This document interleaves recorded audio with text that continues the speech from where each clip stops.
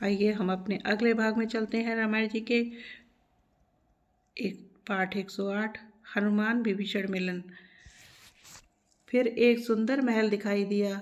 उसमें भगवान का एक अलग मंदिर बना हुआ था। उस महल में श्री राम जी के आयुध के चिन्हों से अंकित था। उसकी शोभा वर्णन नहीं की जा सकती थी। वहाँ नवीन नवीन तुलसी के वृक्ष समूह को देखकर कपिराज श्री हनुमान जी हर्षित हुए। हनुमान जी बोले, कहीं मैं लंका से बाहर तो नहीं आ गया।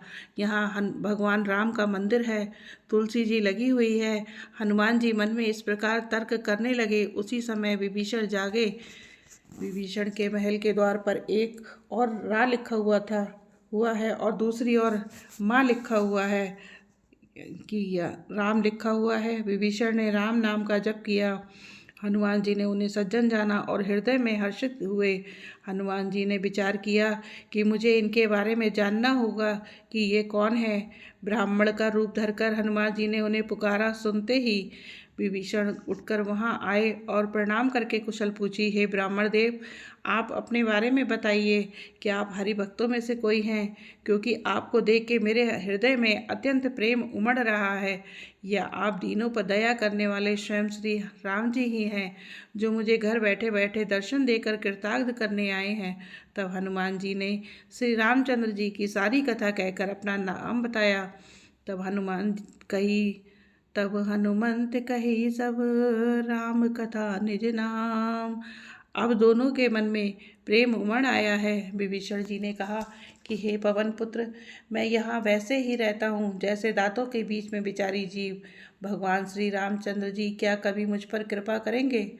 अब मोहि बा भरोस हनुमंता, बिन हरि कृपा मिलहि नहीं संता। हे हे हनुमान जी, अब मुझे विश्वास हो गया है कि श्री राम जी की कृपा मुझ पर है, क्योंकि हरि की कृपा के बिना संत नहीं मिलते।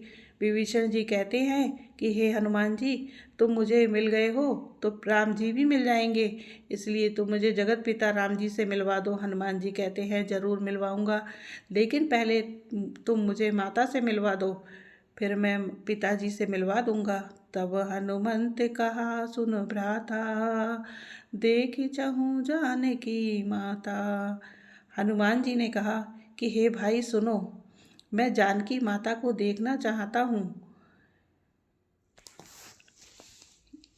इसी के साथ ये रामायण पाठ भी संपन्न हुआ। अब हम आपको अगले पाठ में मिलते हैं। जय श्री राम। आप हमारे रामायण पाठ का पढ़ें, सुने और पुण्य के भागी बने। और हमारे चैनल को लाइक शेयर करें और सब्सक्राइब करें, कमेंट्स करें।